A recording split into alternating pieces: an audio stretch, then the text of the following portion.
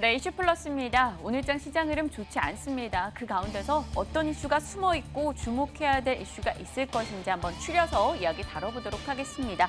자, 5가지 이슈가 준비되어 있는데요. 시장에서 오늘 시장 이야기와 함께 외국인의 수급과 그리고 국제 유가 이야기까지 좀 자세히 다뤄보도록 하겠습니다. 어떻게 바라봐야 되는지 볼 거고요. 자, 오늘 시장을 끌어내리는 것은 역시나 삼성전자가 되겠죠. 삼성전자에 대해 들려오고 있는 이야기들 모두 취합을 해봤습니다. 어떤 내용인지 살펴보도록 할 거고요. 자, 그나마 시장에서 힘을 좀 실어주고 있는 게 바로 제약주가 아닐까 싶습니다. 각각의 모멘텀 등 체크해보면서 전략까지 나눠보도록 할게요. 그 밖에 종목별 이슈까지 확인해보도록 하겠습니다.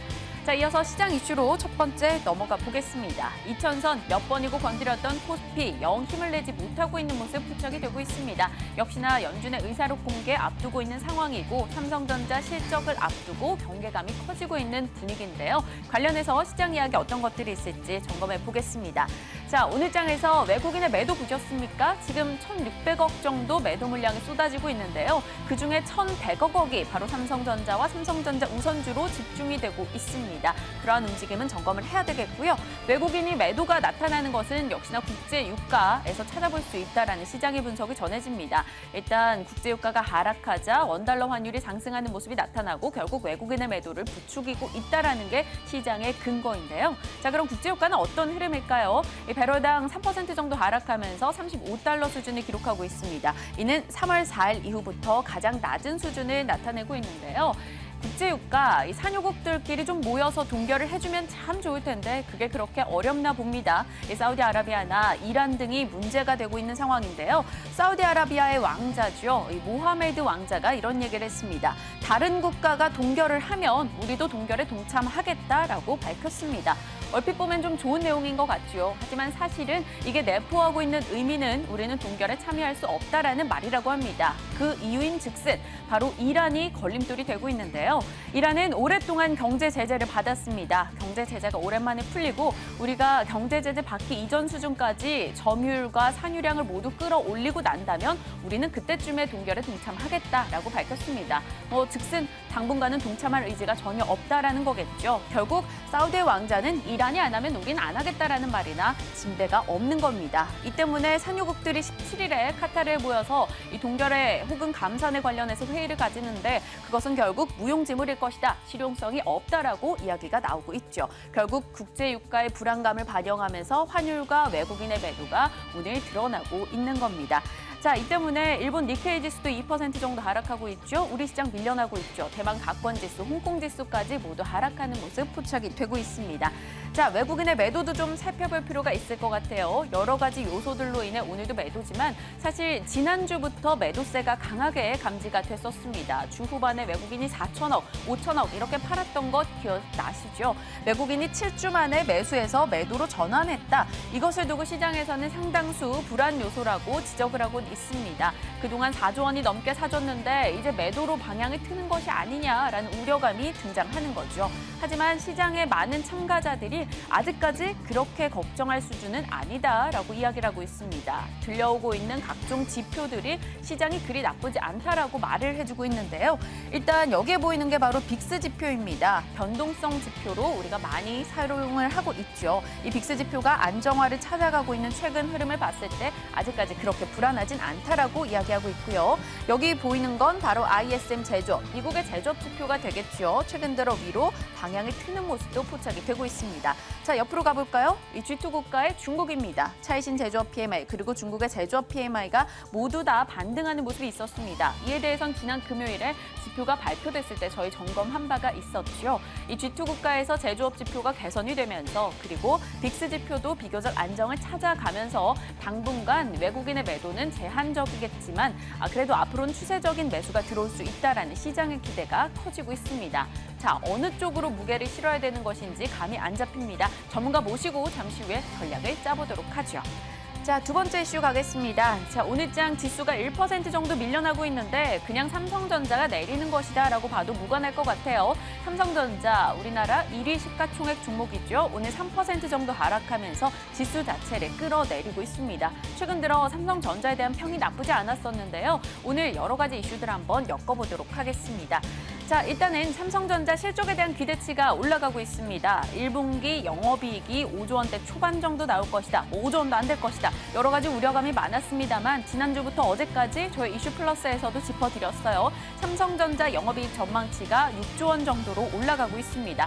한 언론 보도에서 나왔고 증권가에서 그에 따라 목표 주가를 줄줄이 올려잡는 모습 포착이 되고 있죠.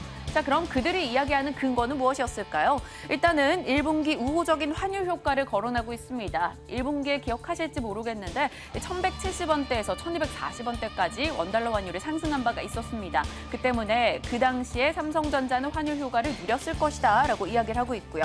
그리고 갤럭시 S7 효과가 가장 큰 이유가 되겠죠. 일단 갤럭시 S7은 4월에 출시될 예정이었습니다. 하지만 한 달 정도 조기 출시를 했죠. 그 덕을 톡톡히 누린 겁니다. 각국에서 잘 팔려 나갔고요. 덩달아서 중저가 모델인 A와 J 시리즈 역시 이익률이 개선되면서 IM 사업부, 이 모바일 사업부의 실적이 좋아졌을 것이다 라고 시장은 얘기하고 있습니다. 자, 시장에서는 2분기까지도 갤럭시 S7이 잘 팔려야지만 앞으로의 실적이 반등을 볼 수 있다라고 이야기하고 있는데요. 그리고 TV나 냉장고 등의 가전 신제품의 판매 역시 좋아야 한다라고 말합니다. 일단 전망치는 좋게 나오고 있는 상황이고요. 그리고 한 가지 더 소식이 있었습니다. 바로 10나노급 D램을 양산했다라는 소식이 전해졌습니다. 10나노급, 1억 분의 1m라고 하니까 정말 감이 안 오죠. 하지만 세계에서 가장 작은 최소 D램이라는 것 정도 염두에 두시면 될 것 같아요. 이게 또 큰 의미를 가진다고 합니다. 보시다시피 삼성전자는 2014년도에 20나노급 D램을 양산을 했었습니다. 그리고 올해 10나노급 양산에 들어가게 된 거죠. 2009년도에 삼성전자는 40나노급 D램을 양산을 했었습니다. 그때부터 30나노, 20나노, 10나노까지 계속해서 최초라는 타이틀을 달고 가고 있는 상황인데요. 자, 중국이 반도체 쪽에 투자 많이 한다고 하죠. 하지만 칭화 유니그룹은 2년 전에 삼성전자가 내놨었던 20나노급을 2020년도쯤에 생산을 할 수 있을 것이다. 그만큼 우리의 기술력이 뛰어나다라는 것을 삼성전자가 보여줬다라는 시장의 평가가 나오고 있습니다.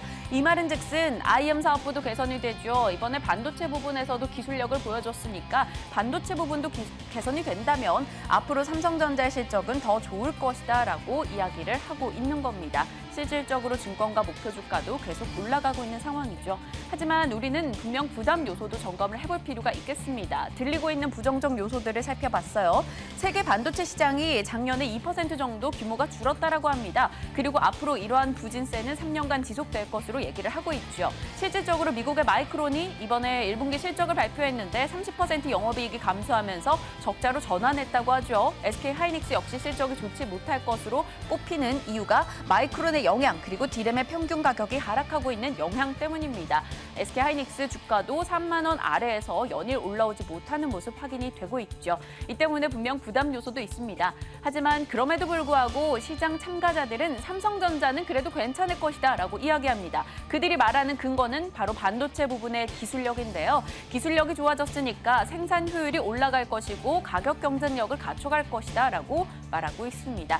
자, 오늘장 내려가는 건 자사주 매입 관련한 이슈인지 아니면 악재가 있는 것인지 아니면 그동안 올라온 데에 따른 부담감인 것인지 오늘 여러 가지 이슈들 포함해서 결국 최종적으로 삼성전자 어떻게 바라볼지에 대한 전략 다뤄보도록 하겠습니다. 자, 세 번째입니다. 어려운 시장, 믿을 만한 건 제약주뿐인가? 이 이야기가 무엇인가 하니요. 자, 어제 이준희 앵커가 이슈플러스에서 다뤄주셨을 거예요. 카카오나 셀트리온이 대기업 집단으로 들어가게 됐다라는 소식이 있었죠. 하지만 주가는 천차만별입니다. 카카오는 내려가고 셀트리온은 올라가고 셀트리온의 자회사인 셀트리온 제약까지 주가 강세 흐름 나타내고 있죠. 어떤 모멘텀이 던져졌을 때 강하게 받아서 올라가주는 종목은 결국 가지고 있는 힘이 있다라는 건데요. 관련해서 제약주에 대한 이야기 좀 다뤄보도록 하겠습니다. 자, 카카오와 셀트리온 작년만 해도 코스닥의 시총 1위 자리를 놓고 엎치락 뒤치락하며 좀 비등비등했습니다. 하지만 올해는 전혀 다른 흐름이 기록되고 있어요. 지금 현재 1위가 셀트리온이죠. 2위가 카카오고요. 이 카카오의 시가총액 2배가 바로 셀트리온이 됐다라고 합니다. 작년에 셀트리온은 120% 주가 상승을 기록했고요. 올해도 40%의 상승률을 나타냈습니다. 하지만 카카오는 작년에 6% 주가 내려갔고요. 올해도 주가가 15% 정도 하락을 했죠. 그 근원은 역시나 카카오는 여러 가지 영업 비용이 많이 들어가면서 힘이 좀 붙이는데 셀트리온 같은 경우에는 램시마의 힘 등으로 인해서 바이오 시밀러 부분의 도약으로 인해서 앞으로도 좋을 수 있다라는 기대감이 뭉친 것으로 시장은 해석하고 있습니다. 자, 그렇기 때문에 제약주를 선도하는 종목이다. 셀트리온 최근 많이 거론이 되는 거겠죠. 자, 셀트리온에서 끝나는 게 아닙니다. 제약주 최근 들어 기대감이 몰리는 요소들을 점검을 해봤습니다. 1분기 주요 상장사들의 실적 전망치가 나오고 있는데요. 가장 좋을 것으로 꼽히는 건 역시나 한미약품이네요. 전년 대비 거의 4,700% 증가로 꼽히고 있고요. 삼성물산, SK, 셀트리온 모두 다 좋아질 것으로 보입니다. 개선되는 섹터가 바로 제약주라는 건데요. 그렇다면 제약주가 가지고 있는 모멘텀과 그리고 실질적으로 시가총액이 늘어났는지에 대해서 한번 살펴보도록 하겠습니다. 1분기 제약사들의 시가총액 변동 현황입니다. 38개 제약사 중에서 29개가 시가총액이 증가했고요. 광동제약 한 군데는 유지가 됐고요. 8개 정도가 감소세를 기록했다고 합니다. 가장 많이 시총이 증가한 곳은 명문제약입니다. 지카 바이러스 기억하시죠? 그 때문에 시총이 78% 급등하면서 그에 따른 수혜주 기대감 상당히 많았습니다. 그 뒤를 잇는 게 영진약품 65%, 미국의 FDA 승인 관련한 이야기 있었죠. 종근당도 44%, 제일약품 38% 모두 다 강한 탄력을 보여준 바가 있습니다. 갖가지 모멘텀도 있었고요. 또 하나 이 내수에서 좀 개선되는 양상을 보이는 게 바로 원의 처방 금액이 증가하고 있다라는 겁니다. 요즘 여기저기서 감기 환자 많이 보셨을 것 같아요. 여기저기서 감기 소리 나오죠. 미세먼지에 황사에 또 날씨 일교차 심하죠. 그러다 보니까 이 처방 금액이 날이 갈수록 증가하면서 대원제약이라던가 한미약품, 유한양해 이런 종목들의 성장성이 도드라지고 있는 겁니다. 하지만 우리는 기억합니다. 이 제약주가 또 무너질 때 한번 크게 무너졌지 않겠습니까? 과거와 같이 올라서줄 수 있을 것인지 이 불안 요소가 많이 남아있는 상황인데요. 갖가지 모멘텀은 가지고 있으나 어떻게 추려야 되는 것인지 그게 다음 과제가 되겠죠. 오늘 모신 전문가에게 질문 던져보도록 하겠습니다. 자, 네 번째 이슈입니다. 삼성 SDS인데요. 1분기 실적 우려감에 오늘 신저가를 기록하고 있다고 해요. 새롭지 않은 이슈죠. 25만 원에서 16만 원까지 줄줄이 하락세를 기록하면서 연일 내려왔었던 종목입니다. 대주주 리스크도 계속 안고 있는 상황이고요. 어떻게 봐야 될 것인지 이야기 나눠볼 거고요.